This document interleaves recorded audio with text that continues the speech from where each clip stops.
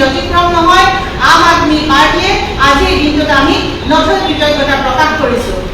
কিন্তু এইখিনিতে দুটামান কথা আমি ক'ব লাগিব যে অসমীয়া ভাষাই ধ্ৰুপদী ভাষাৰ মৰ্যাদা পোৱাৰ আগতে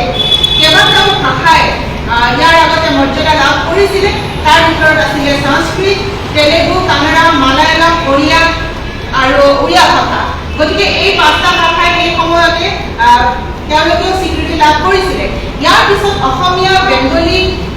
পালি, প্ৰাকৃত আৰু মাৰাঠী ভাষাই ধ্ৰুপদী ভাষাৰ সন্মান লাভ কৰিছে। আমি আটাইকেইটা ভাষালৈ অভিনন্দন জ্ঞাপন কৰিছোঁ যিসকলে এই স্বীকৃতি লাভ কৰিছে। কিন্তু এতিয়া কথা হ'ল যে অসমত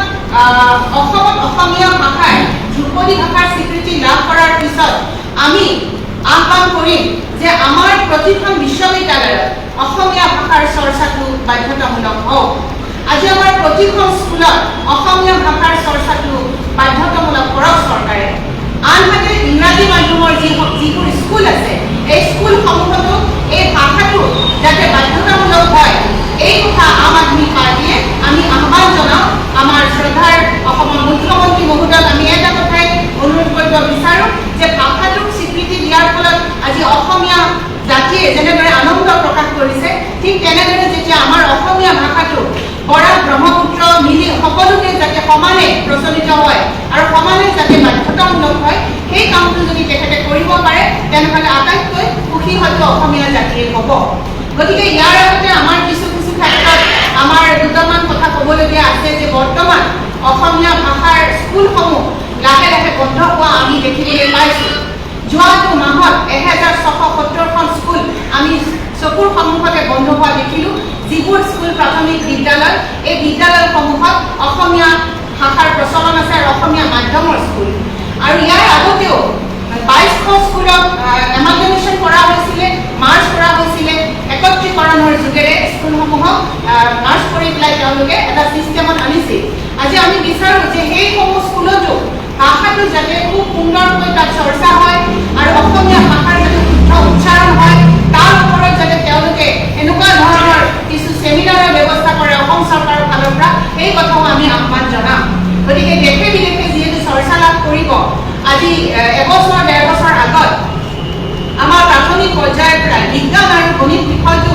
ইংৰাজী ভাষাত ক'ব লাগে বুলি এক নিৰ্দেশনা জাৰি কৰিছিলে অসম চৰকাৰে। এতিয়া আমি আমাৰ মুখ্যমন্ত্ৰী মহোদয় আহ্বান জনাম যাতে আমাৰ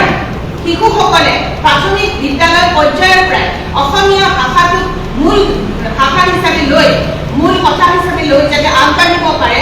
ইংৰাজী ভাষা থাকিব, ইংৰাজী সংযোগী ভাষা, পৃথিৱীৰ সকলো জাতিৰ ইংৰাজী ভাষা নকয় যদিও আমি বৰ্তমান চলিব পাৰে ইংৰাজী আমাৰ প্ৰয়োজন আছে। কিন্তু অসমীয়া ভাষা যিহেতু এতিয়া ধ্ৰুপদী ভাষাৰ স্বীকৃতি লাভ কৰিলে, গতিকে সকলো পৰ্যায়তে যাতে অসমীয়া ভাষাই প্ৰাধান্য লাভ কৰে তাৰ কাৰণে আমি অসম চৰকাৰক আহ্বান জনাম। লগতে আৰু এটা কথা ক'বলৈ বিচাৰিছোঁ যে অসমীয়া ভাষাৰ যি লিপিয়ে যাতে স্বীকৃতি লাভ কৰে তাৰ কাৰণে আমি অসম চৰকাৰক অনুৰোধ জনাম, অসম চৰকাৰলৈ আমি আহ্বান জনাম আম আদমি পাৰ্টিয়ে এই অতি সোনকালে যাতে এই ধ্ৰুপদী ভাষালৈ যেনেদৰে স্বীকৃত হ'ল তেনেদৰে যাতে অসমীয়া লিপিটো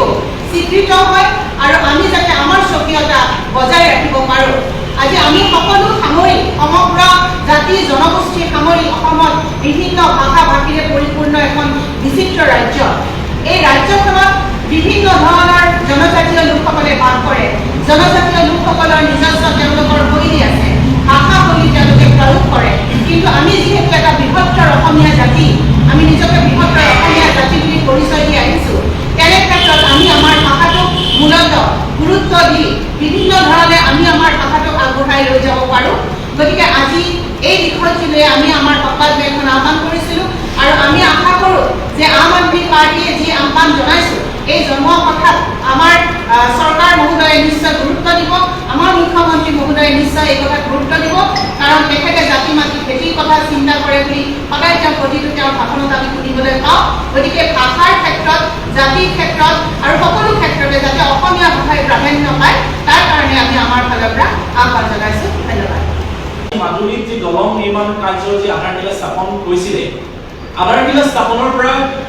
কাৰ্য আৰম্ভ হোৱালৈকে, দলং নিৰ্মাণৰ কাম আৰম্ভ হোৱালৈকে 5 বছৰ সময় লাগিছে। এয়া কিয় লাগিছিল তাৰ স্পষ্টীকৰণ আমি অসমবাসী আৰু মাজুলীবাসী আমি বিচাৰিছোঁ। বিজেপি চৰকাৰে আচলতে ভোটৰ লালসাত মাজুলীবাসীক প্ৰতিশ্ৰুতি দিছিলে নেকি যে তেওঁলোকে দলং নিৰ্মাণ কৰিম বুলি মাজুলীবাসীৰ যি দীৰ্ঘদিনীয়া যি তেওঁলোকৰ যি দুৰৱস্থা যি তেওঁলোকে এক দীৰ্ঘদিনীয়া দাবী জনাই আহিছিলে তেওঁলোকে দলঙৰ কাৰণে সেই কাৰ্যক আজি আমি দেখা পাইছো অসম চৰকাৰে এইখন চৰকাৰে তেওঁলোকে পিঠি দিছে আজি যি অসমৰ যি অৰ্থনৈতিক যি অৱস্থা এই অৰ্থনৈতিক অৱস্থাটো যে আমাৰ একেবাৰে বেয়া এই দুৰৱস্থাৰ সময়ত যিবিলাক ঠিকাদাৰ আছে এই ঠিকাদাৰবিলাকে তেওঁলোকে ভাবিছে নেকি যে কামটো কৰিবলৈ তেওঁলোকে পইচা নাপাব এই সংকটৰ সময়ত তেওঁলোকে এই কাম কাজ বন্ধ কৰিবলৈ তেওঁলোকে সিদ্ধান্ত লৈছে এনেকুৱা ধৰণৰ কিবা আছে নেকি আমি স্পষ্টীকৰণ বিচাৰিছো এতিয়া ভাৰতীয় জনতা পাৰ্টিৰ চৰকাৰে এইটোৱে প্ৰথম নহয় যে তেওঁলোকে প্ৰতিশ্ৰুতি দি পেলাই তেওঁলোকে কাম নকৰা যি ৰূপায়ণ নকৰে এইটো নতুন নহয় এতিয়া আমাৰ 2016 চনৰ পৰা আজিলৈকে অসমবাসীক তেওঁলোকে যিমানখিনি তেওঁলোকে প্ৰতিশ্ৰুতি দিলে তাৰ তেওঁলোকে 50% আজিলৈকে তেওঁলোকে ৰূপায়ণ কৰিব পৰা নাই ইয়াৰ উদাহৰণ আমাৰ হাতত বহুত আছে গতিকে এসময়ৰ যি ভাৰত আমাৰ যি প্ৰাক্তন আমাৰ মুখ্যমন্ত্ৰী সৰ্বানন্দ সোণোৱাল ডাঙৰীয়াৰ দিনতে তেওঁ যি এটা আমাৰ মাজুলীবাসীৰ ওচৰত তেওঁ ভোটৰ লোভত তেওঁ এটা দাবী জনাইছিলে যে এটা দলং নিৰ্মাণ কৰিব মাজুলী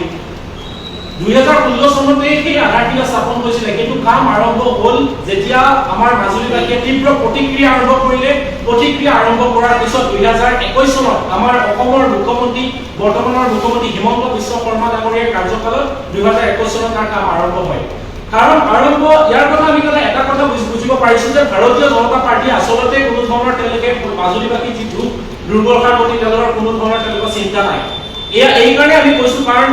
তেওঁলোকে যদি আধাৰশিলা স্থাপন কৰিলে আধাৰশিলা স্থাপন কৰাৰ পিছত তেওঁলোকৰ 5 বছৰ সময় লাগিল তাৰ কাম আৰম্ভ কৰিবৰ কাৰণে যিয়ে নহওক যেতিয়া কাম আৰম্ভ হ'ল 5 বছৰ পিছত তেওঁলোকে যেতিয়া কাম আৰম্ভ কৰিলে কাম আৰম্ভ হোৱাৰ পিছত এতিয়া আমি হঠাৎ দেখিলো কামটো আমাৰ বন্ধ হৈ গ'ল কোনো ধৰণৰ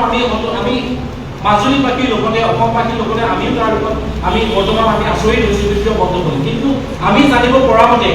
যিটো কোম্পানীয়ে তাত ঠিকা লাভ কৰিছিলে মাজুলীৰ দলং বনাবলৈ যিটো তেওঁলোকে ঠিকা লাভ কৰিছিলে